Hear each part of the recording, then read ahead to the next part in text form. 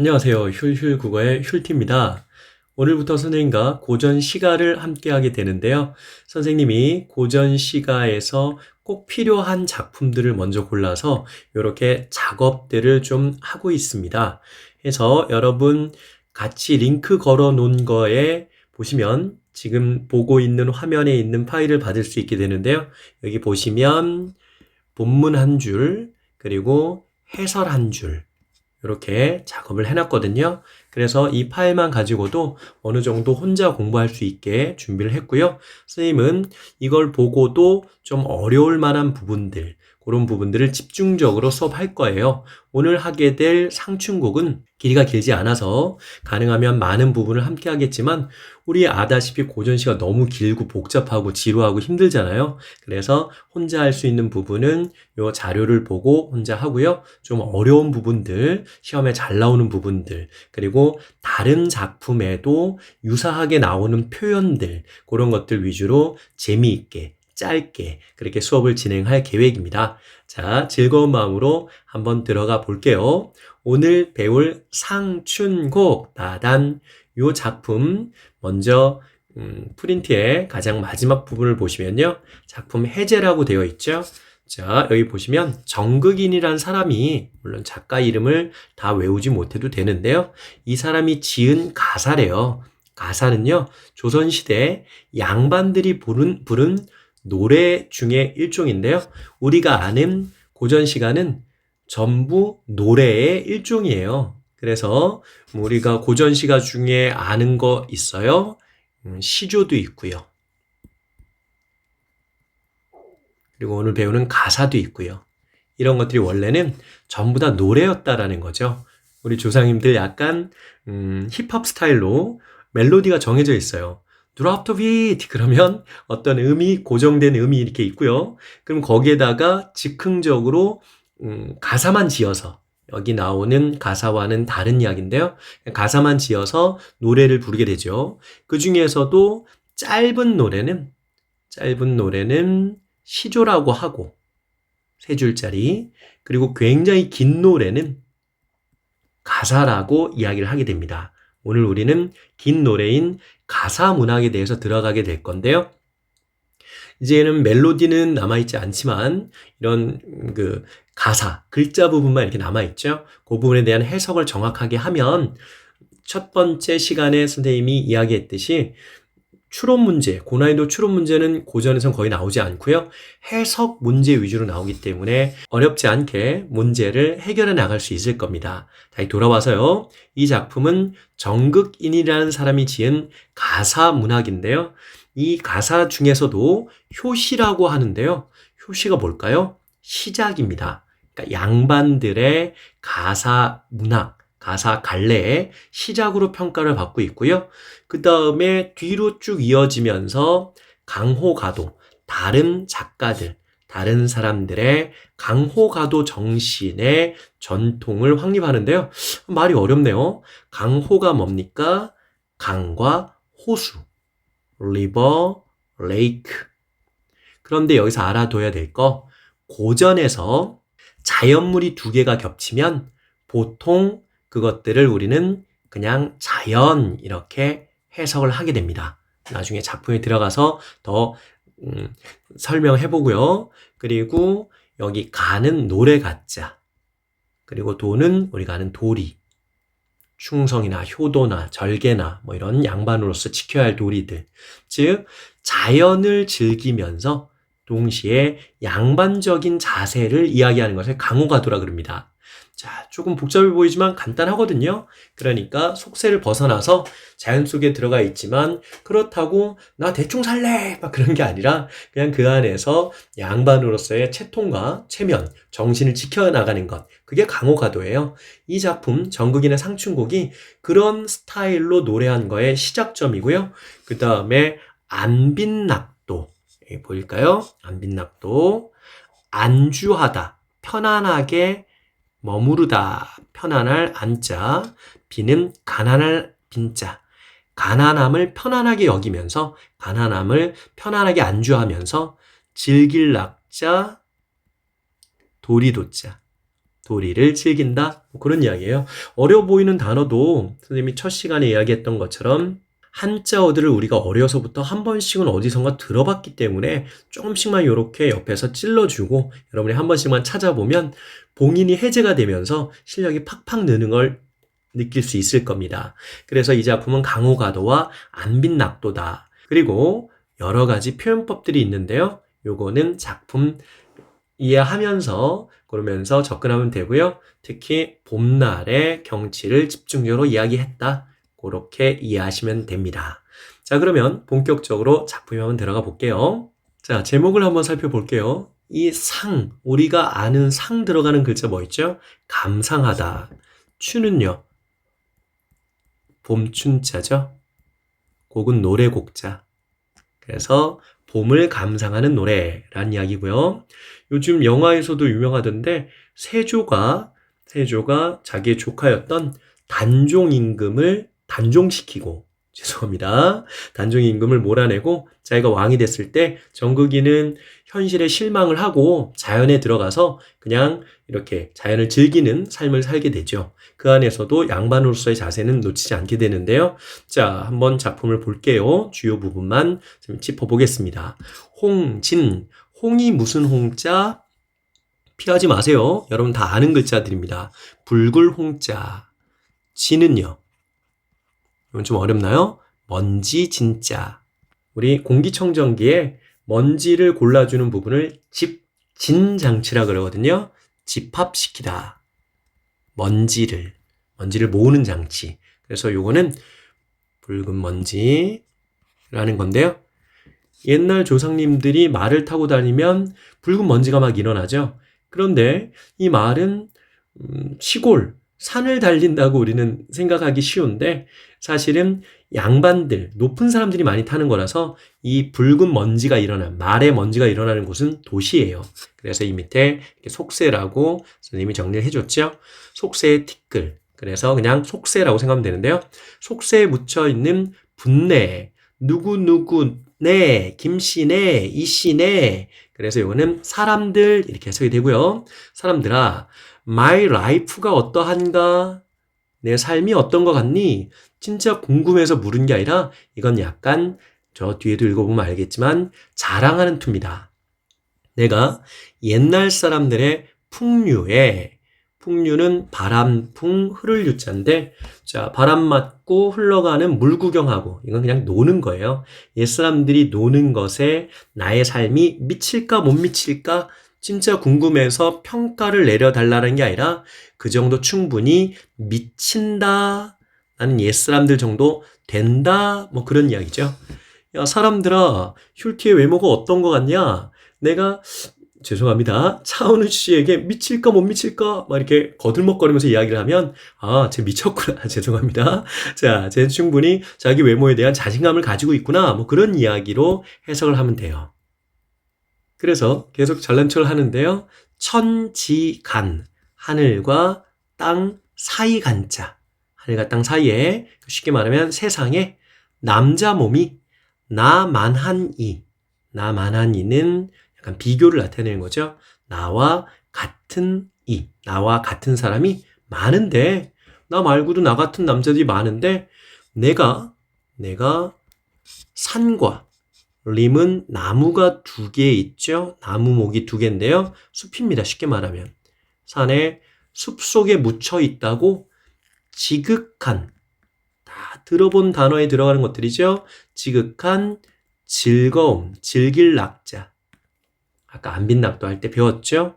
자, 이렇게 어려워 보이는 한자지만 계속 겹쳐서 나오게 되니까요. 조금만 더 관심 가지면 되고요. 다시 내가 숲속에 묻혀 있다고 지극한 즐거움을 내가 모르겠냐? 세상에 나 같은 이 많은데 딴 사람들은 다 아는데 나라고 이런 즐거움 모르겠냐? 나도 꽤 잘 논다. 이렇게 잘난 척하고 있는 부분이고요. 여기가 많이 어려운데요. 수, 간, 모, 옥. 수는 우리 수학할 때 숫자를 나타내는 수고요. 간은 사이간자였는데 그래서 의역해서 칸이죠. 그러니까 숫자가 있는 칸, 여러 칸에 모자 한번 봐주실까요? 선생님 모든 한자를 다 정석대로 외우라고 말하는 게 아니고요. 요 모자가 초가를 뜻하는데요. 지푸라기 이런 걸 뜻하는데 요 모자를 자세히 보면 풀초 이렇게 약간 십자가 두 개, 삐에로 눈 같은 거 이렇게 있는 게 풀초자인데요. 풀초자가 있고 뭔가 잿빛잿빛하게 옆으로 막 뻗어 있죠. 앞으로 요런 글자 나오면요. 무조건 앞뒤 글자를 다 압살해 버린다라고 생각하시고요. 그렇죠? 다 없애버리고 그냥 요 모자가 있으면 초가집이 되어버린다라고 생각하시면 돼요. 그래서 수간모옥은 원래는 여러 칸의 초가집을, 집 옥자가 되는 거라서 가옥할 때 들어가는 말인데요. 여러 칸의 초가집을 뭐 이렇게 해석하는데 그냥 앞으로 이런 거 나오면 초가집을 벽계수 너무 어려운 글자들이고 잘 안 나오는 것들은 선생님 패스하는데요. 벽계 사실 뭐 엄청 안 나오는 건 아니지만 푸를 벽자에 신의 개자인데 이런 애들 익숙하지 않으니까 잠깐 냅두고요. 물이죠. 물 숫자는 많이 나오죠. 그러니까 여러 칸의 초가집을 푸른 신의 물인데 시험장이다. 근데 내가 공부한 거에서 모자 나왔고요. 그리고 숫자 나왔다 그러면 초가집을 물 앞에 지어두고 물 앞에 두고 이렇게 알면 되겠죠. 뭔가 신의 물 앞에 집을 지었나 봐요. 송죽 고전에 너무 많이 나온 단어니까 놓치면 안 되죠. 소나무와 그리고 대나무 우리 울이 들어가는 글자 아는 거 뭐 있죠? 울창하다.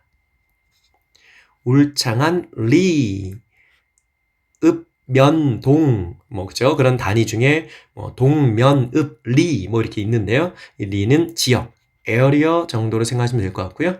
울창한 지역에서 풍월에, 아까 했던 말 뭐죠? 바람과 달인데요.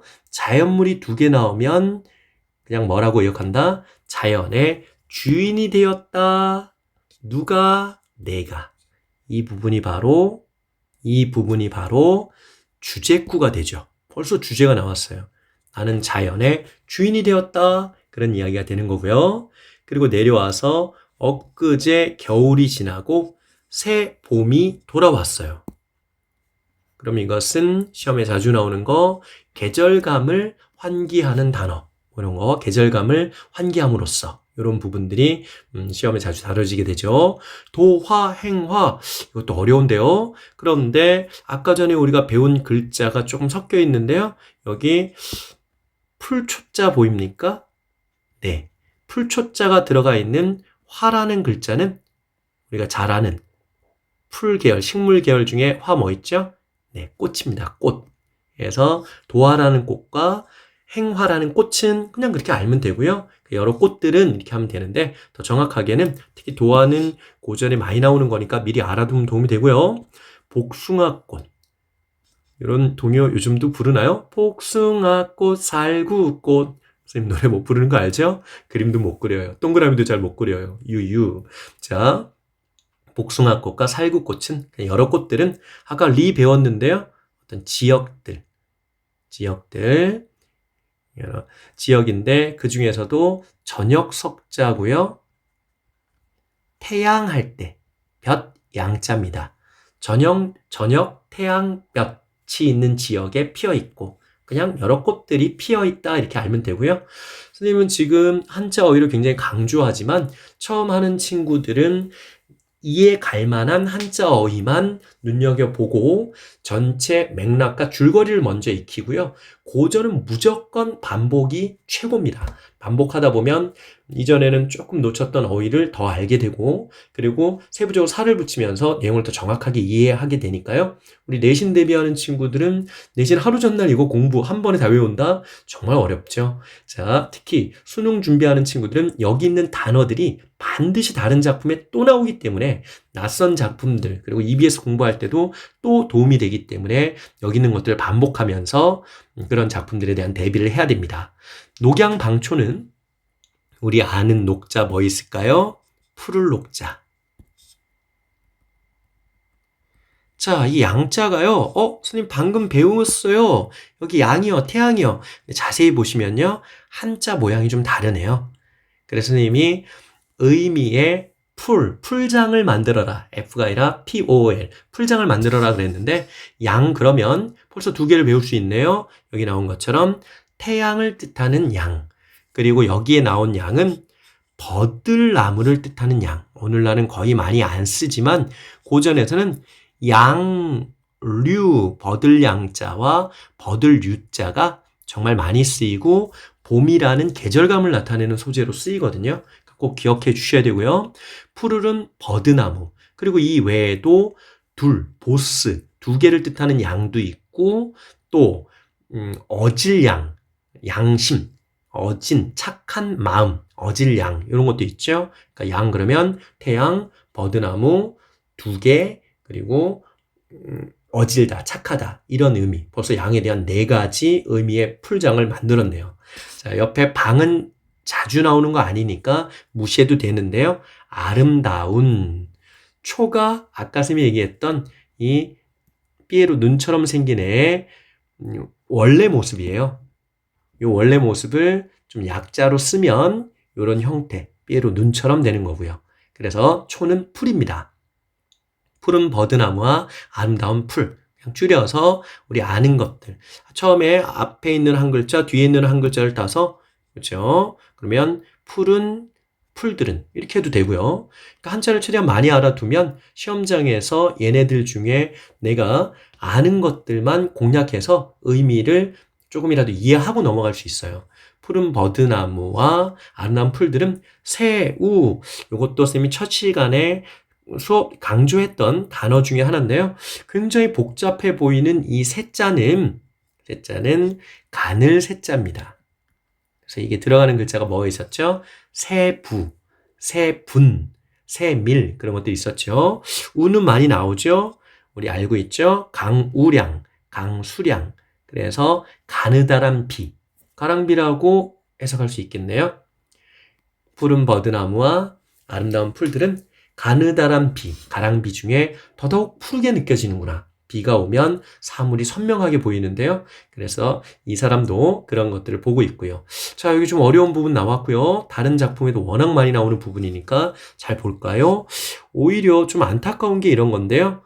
오늘날 쓰고 있는 한자어는 우리가 조금만 공부하면 금방 연상을 할 수 있어요. 오늘날도 쓰고 있으니까.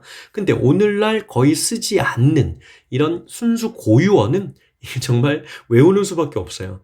말아내다, 이것은 마름질하다와 연결되는 건데요.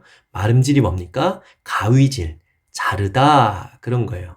자르다. 더 정확하게는 이제 자르면서 뭔가 그림 그리면서 자르는 거. 재단하다. 뭐 그런 건데요. 와, 도대체 칼로 잘라가면서 그림 그려서 재단해서 칼로 잘라가면서 한 건가? 붓으로 그려낸 건가?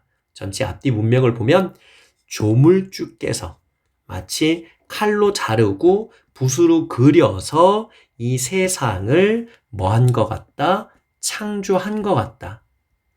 고전은 첫 번째 진입장벽이 어휘인데요. 이 어휘가 좀 익숙해지면 당시에 많이 쓰이던 문학적 관습, 습관들, 그런 자주 나오는 표현들을 좀 익숙해져야 되는데요.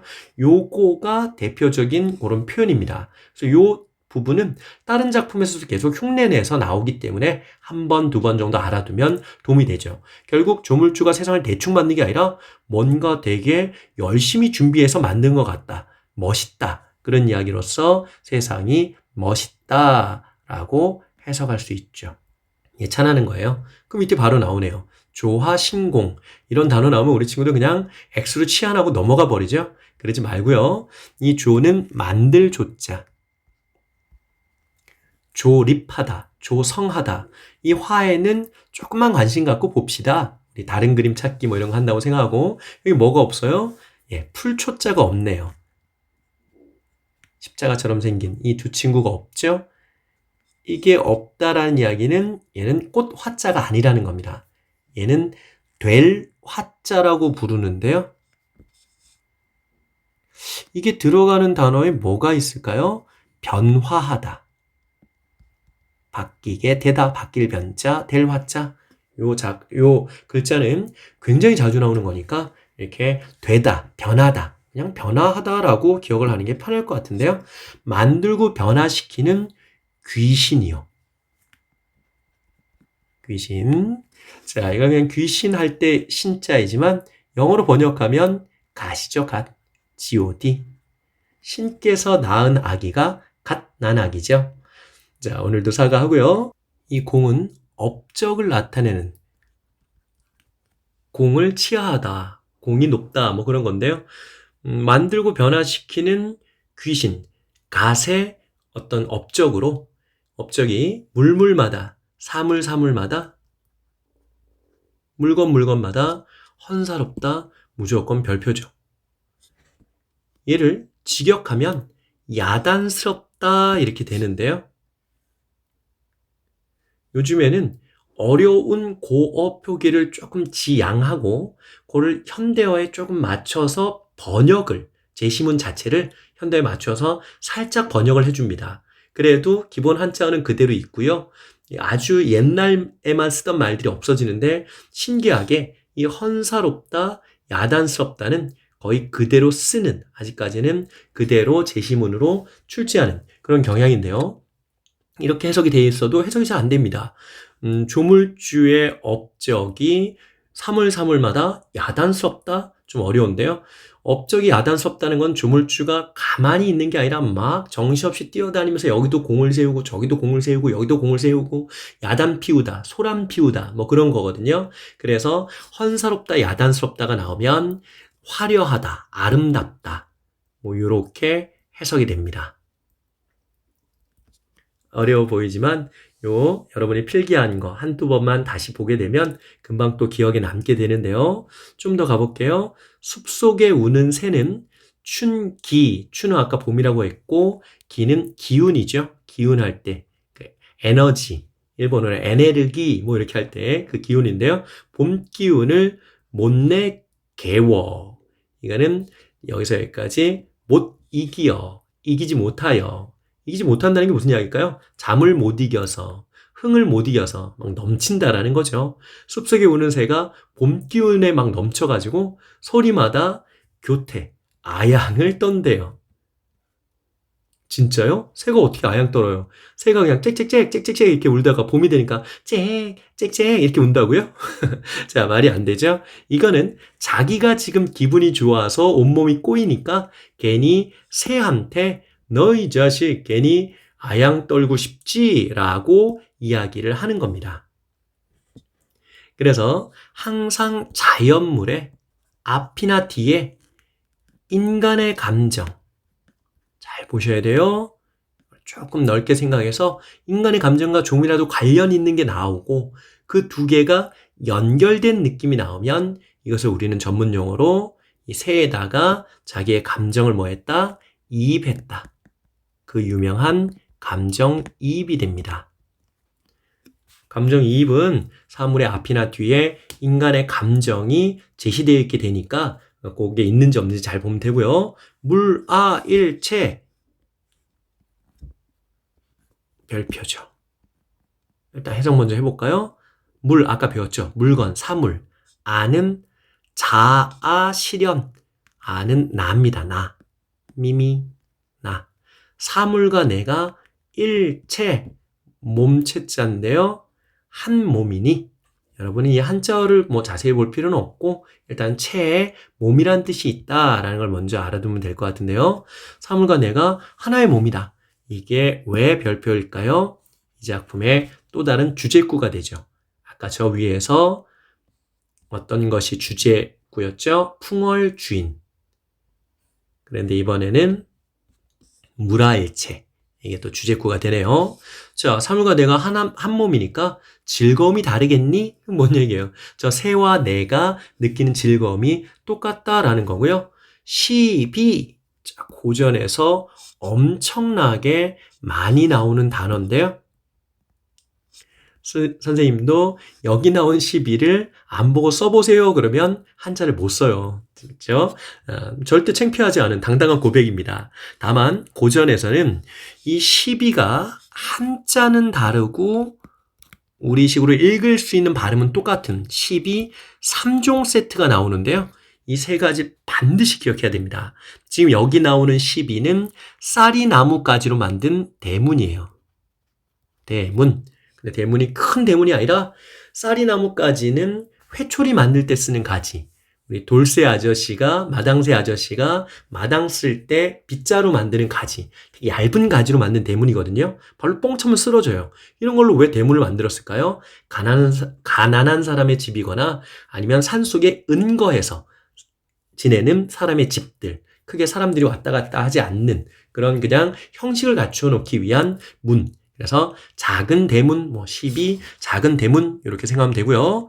두 번째 12는 우리가 흔히 많이 쓰는 거. 옳고 그름. 옳다, 틀렸다. 이걸 우리가 안 쓰는데요? 이걸 뭐 흔히 많이 써요. 야, 12 거냐? 그걸 때. 의역하면 싸움.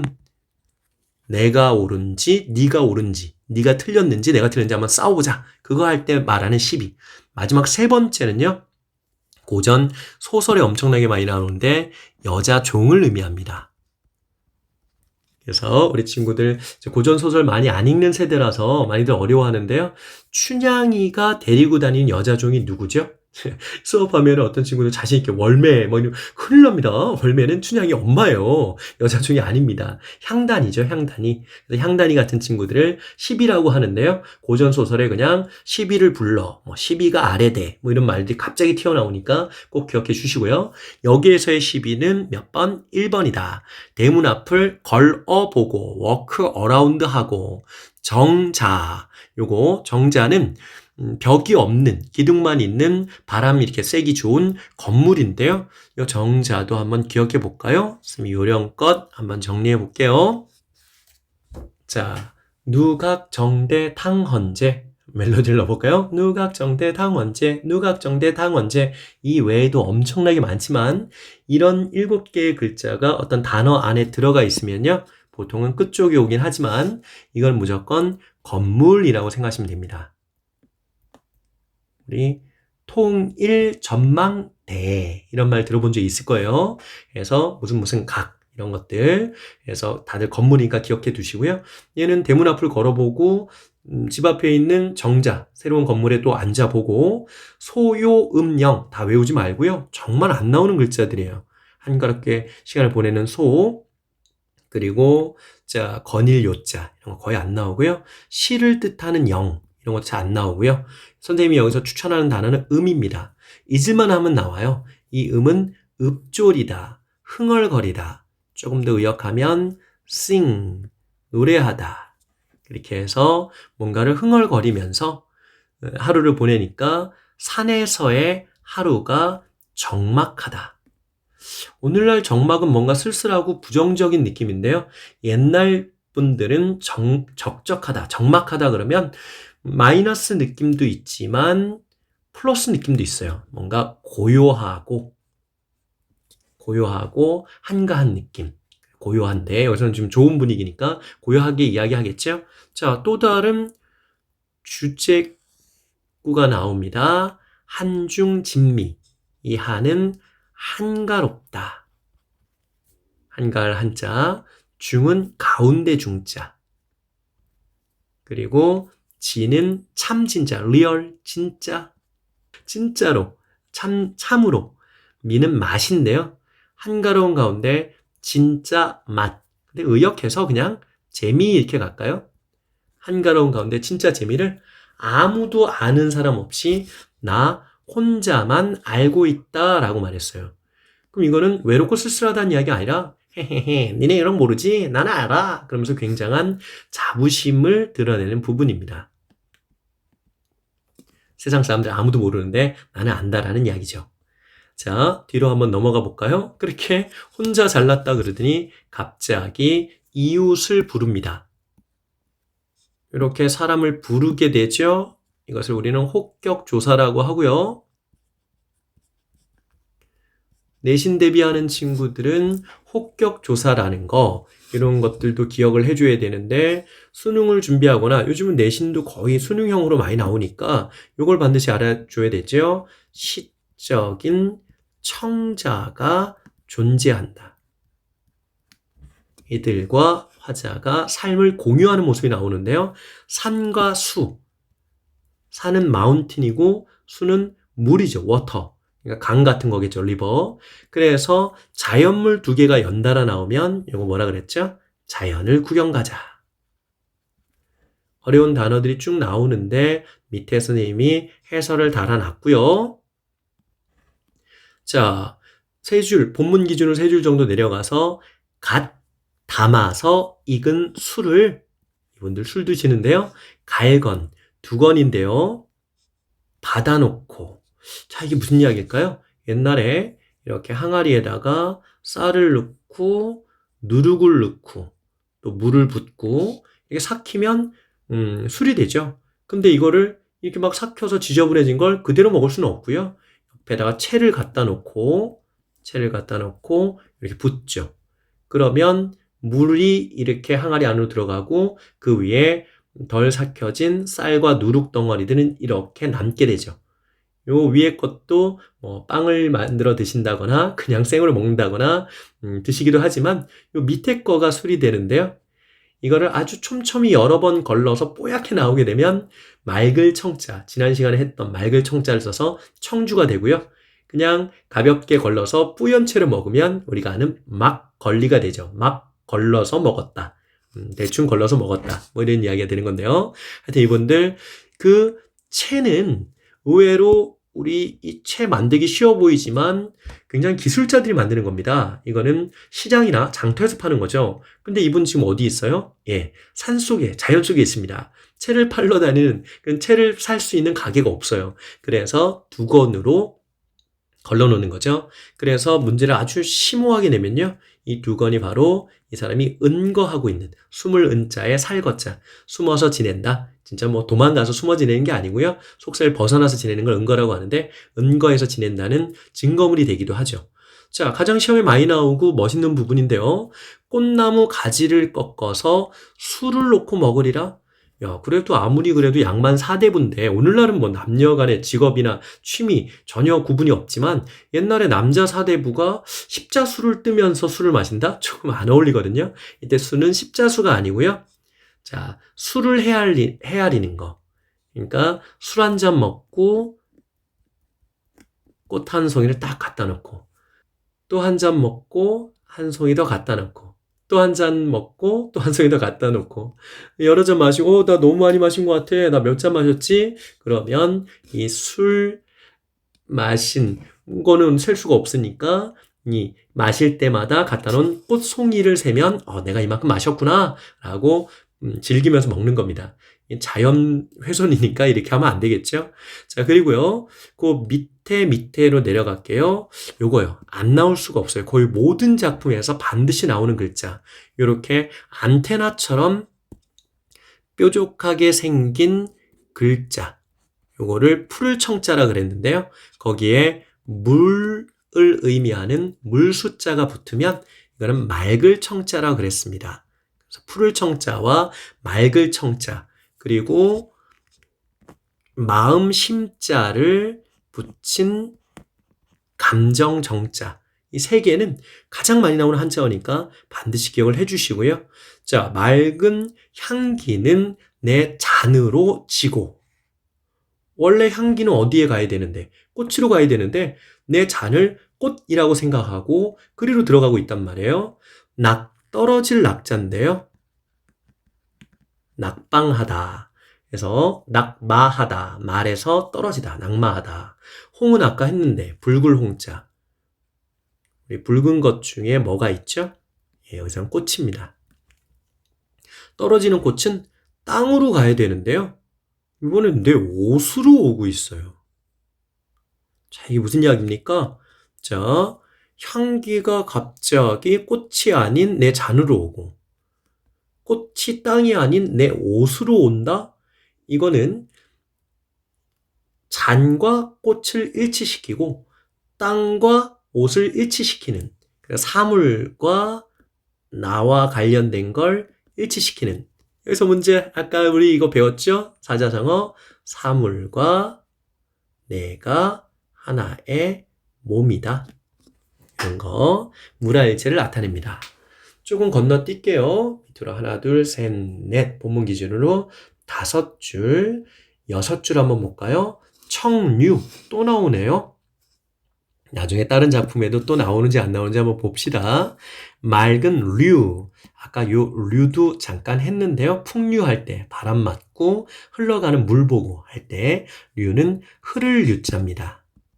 직역하면 흐를 유자지만 고전에서는 그냥 물, 흘러가는 물, 맑은 흘러가는 물, 여기서는 강이겠죠. 맑은 강을 허리를 굽혀서 내려다보니 둥둥 떠오는 것이 있는데 도화 아까 했었는데 워낙 고전에 많이 나온다는 거 잘 모르겠으면 화만 좀 봐도 상관은 없긴 하지만 복숭아꽃이 떠오고 있더래요. 그런데 고전에서 자주 나오는 문화 배경 지식 중에 무릉도원이라는 곳이 있거든요. 무릉도원은 무릉은 지역 이름이고요. 그 무릉에 복숭아 정원이 있다라는 이야기인데요. 복숭아 꽃이 막 피어있는 정원이 있다라는 건데 여기가 중국 고사에 가면 그냥 천국이라고 생각하시면 됩니다. 이 천국에는 복숭아 꽃이 많이 있대요. 이분이 술을 드시다가 강물을 이렇게 내려다 보니까 복숭아 꽃이 막 떠와요. 이게 복숭아 꽃은 천국에 있는 건데 무릉이 가깝구나. 무릉도원이 가깝구나. 천국이 여기서 가깝구나. 매를 우리는 산으로 알고 있는데 요렇게 쓰면 산이고 요렇게 쓰면 들판인데요. 여기서는 사실은 산으로 번역했지만 요 부분을 현대어에 좀 가깝게 윤역을 해놓은 겁니다.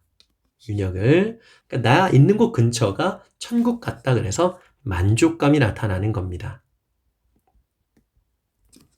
한 단어씩 다 외우는 것도 중요한데 먼저 전체적인 맥락과 이 사람의 감정 그런 것들 먼저 익히고요. 그러면서 자꾸 반복되는 한자어들 옆에서 선생님이 이렇게 찔러줄 때 하나씩 가져가시고요. 내려와서요. 자, 송간세로 어디서 본 것 같은데요. 선생님이 첫 시간에 이거 설명한 적이 있는데요. 소나무 그리고 송은 오늘도 했죠. 송죽 그 다음에 그래서 소나무와 대나무 할 때 송죽 송간 사이간자 소나무 사이에 새 여러 번 하고 있습니다. 간을 새자 가느다란 로는 길 소나무 사이에 난 좁은 길 가느다란 길에 두견화 이것도 아는 글자가 있으면 엄청나게 강해지죠.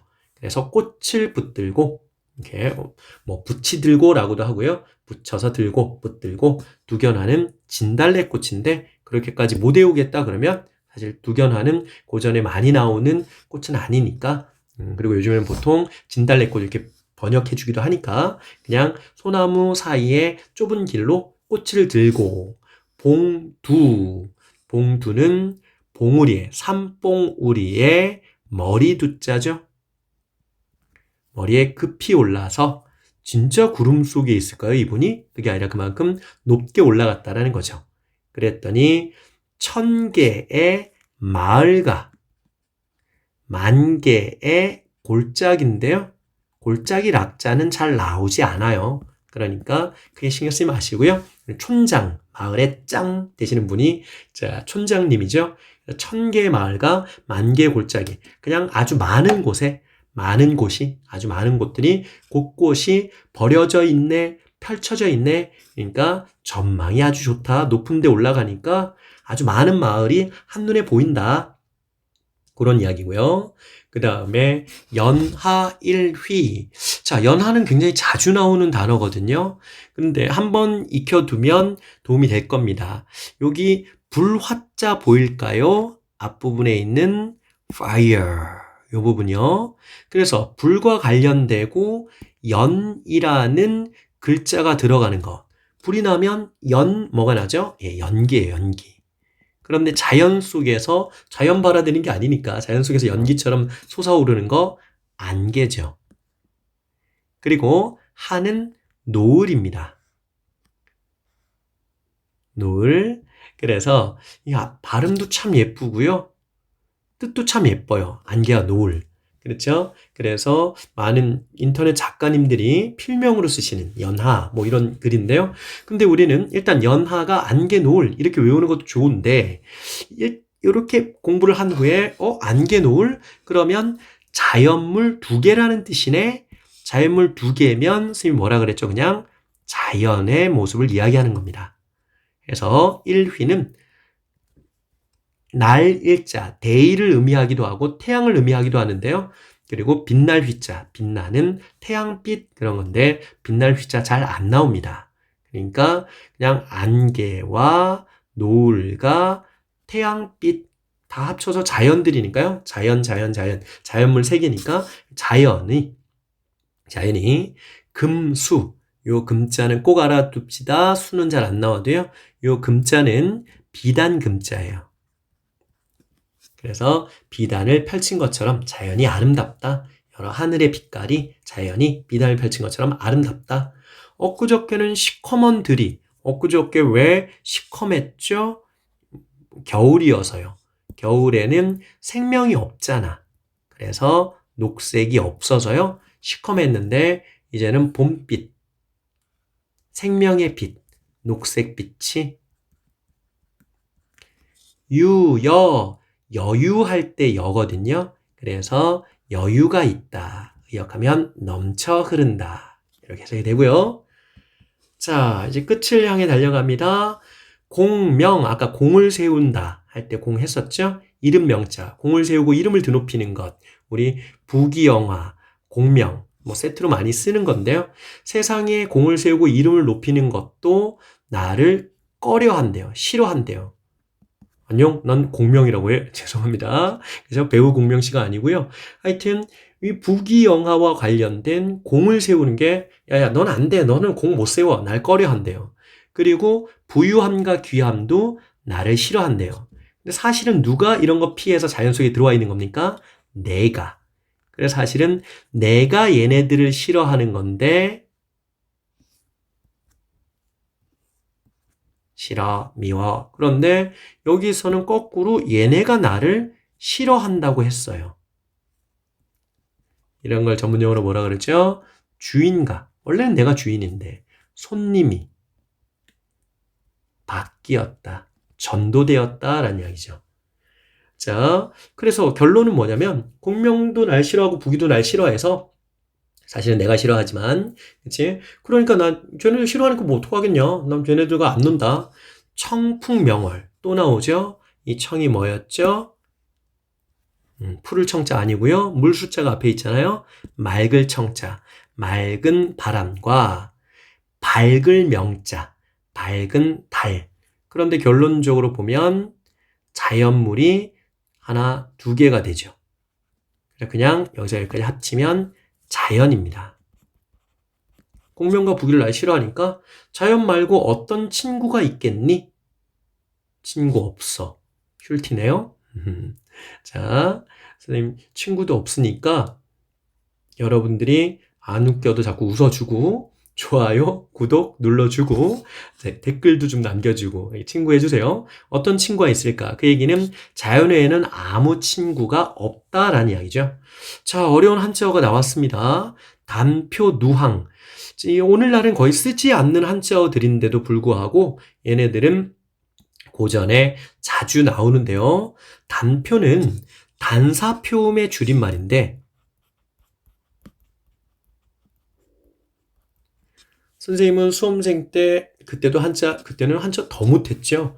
자, 이때 표는 표주박이고요. 음은 음료수. 그 정도만 기억했어요. 그래서 단사표음이라는 것은 표주박에 담은 음료수, 그러니까 물 한 모금이죠. 물 한 모금이니까 단촐한 식사. 사실 단사가 간단한 식사라는 뜻이 되고요. 그리고 표주박에 담긴 물 한 모금이니까 밥 한 덩이에 물 한 모금. 간단한, 더 의역하면 가난한 식사. 얘를 줄인 게 단사표음을 줄인 게 단표. 오늘날도 줄임말 많이 쓰지만 옛날에도 이렇게 많이 쓰게 되니까 잘 기억해 두시고요. 그렇죠? 여러분 절대 감다디 되면 안 돼요. 자, 이런 고전 어휘 줄임말에 대한 감이 막 살아나야 합니다. 그래서 단표 누항 누항은요, 누추한 거처예요. 역시 가난한 숙소죠. 그래서 결국은 여기서 여기까지 묶으면 단표 누항은 그냥 가난을 의미한다고 생각하시면 됩니다. 간단한 식사, 누추한 거처. 가난한 삶이지만 헛된 해음. 이것도 자주 나오는 건데요. 해음은 자, 생각. 이런 게 왜 어렵냐면 해음은 한자어가 아니라 우리 고유어예요. 우리 고유어. 헤아리다. 헤아리다. 그런 것들이 있으니까요. 그렇게 비슷한 것끼리 연결해서 그냥 생각을 하면 됩니다. 그래서 가난한 삶이지만 헛된 생각을 나는 아니한다. 헛된 헤아림을 가지지 않는다. 아무타. 이렇게 긴 노래의 가장 마지막 줄의 첫 부분을 세 글자로 시작을 하게 되는데요. 이걸 낙구라고 부르고요. 시조가 짧은 노래라 그랬죠. 시조도 3장, 총 3줄로 되어 있는데 그 중에 앞부분, 시조도 요 앞부분, 세 번째 줄의 앞부분은 세 글자로 전문용어로 삼음절이라고 그러죠. 시작을 하는데 아무타 얘도 세 글자로 시작을 했고요. 그래서 시조와 가사가 관련이 있다. 그런 것들. 그 다음에 아무타, 백년 행락, 100년 동안에 행할 수 있는 100년 동안에 행동하다도 되고요. 가다도 되는데요.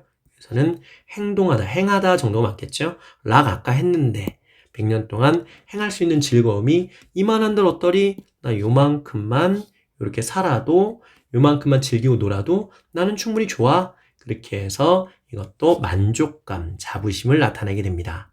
자, 쉽지 않은 작품이지만 다른 작품에도 워낙 많이 나오는 표현들을 담은 필수 작품이에요. 귀찮아도 이거 한번 하고 나중에 보면 다 까먹거든요.